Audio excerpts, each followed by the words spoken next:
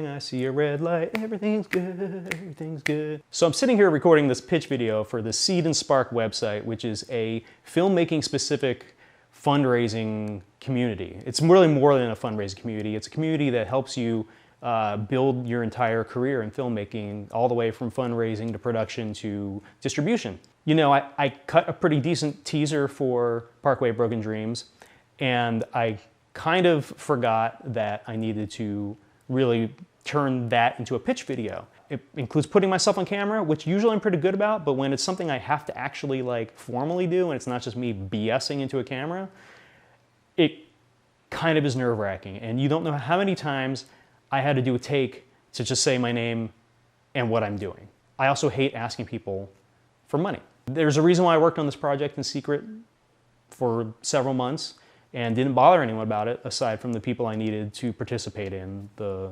documentary. I just didn't want to like bother anyone about it, and I didn't really want to talk about it, you know, until things were underway, because this is the challenging part. It's been completely self-funded. I've put in all the money myself, you know, provided all the equipment. It's, you know, I mean, it's equipment that I'm using for other filmmaking projects also, but the primary focus right now has been Parkway Broken Dreams. I don't need more money to get it done. I can get it done at the level that I'm working, but it's not gonna be the best it can be.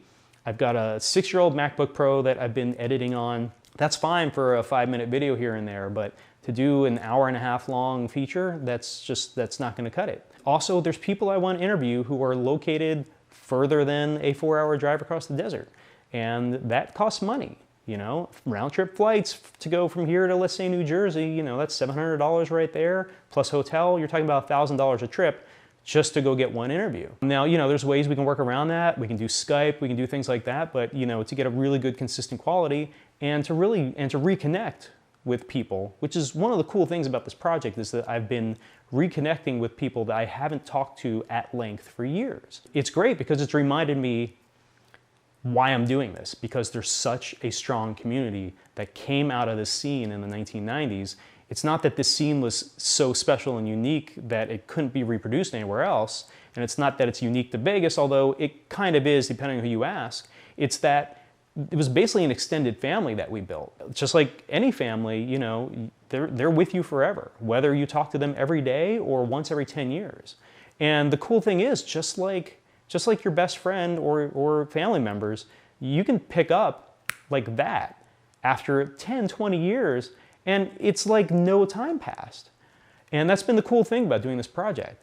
But, you know, to that point, like, to get these last interviews with people who are located kind of scattered around the country, you know, it's going to take some money. And to finish the production on the film, especially the post-production, it's going to take a new computer, it's going to take more hard drives. You know, I'm not paying anyone to do that stuff. I'm doing all the editing and color correction and everything myself, which is fine. This is what I love to do. And I like to think that I'm good at it. So I had to do this pitch video. I'm doing it, this is the setting I was doing it in. It's nerve-wracking, and I'm completely dried out, and I probably should have had some liquor beforehand, because if you know anything about me, it's that I get very chatty and loose after I have a drink or two. And I probably should have had a drink, but I'm trying to get this done, and I'm trying to do it, you know. I also get goofy-eyed when I drink, so I'm trying to keep a straight face and be earnest. And it's hard to be earnest, and I'm gonna be earnest right now. I'm afraid of launching a campaign and not making 80% of that goal like I need to. But one thing that, you know, you have to do in life is push through the fear. You know, a lot of people are always like, oh, you know, you just do whatever you want and you're not scared to try anything. And that's not true. I am scared to do things. I just ignore it. I just do them. And, you know, I put myself out, and sometimes those things I put out suck. I was looking back through most of my YouTube channel, and I am sorry, guys, most of it's awful.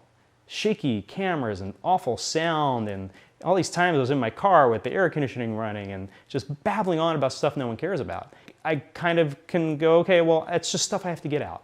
It's just the stuff I have to get out. If people watch it, great. If they don't, I got it out, and I can move on to the next thing that hopefully will be more engaging and more interesting. One thing I wish is that I had a more stable studio space. I'm set up in my living room right now. It looks fine here, but, you know, I've got all my lighting and stuff set up that I had to set up for this.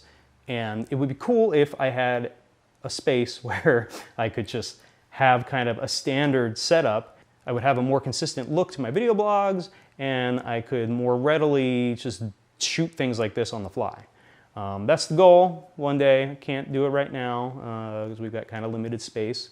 So anyway, I've got to work on building this campaign. Hopefully you'll be hearing about it in the near future. If you don't, then something went terribly wrong. And if that's the case, then we're gonna go a different route. One way or the other. You will probably be hearing about crowdfunding opportunities related to Parkway Broken Dreams soon. Once I get that stuff out of the way, I can actually focus back on making the film. Yeah, that'd be good, because I hate doing this part.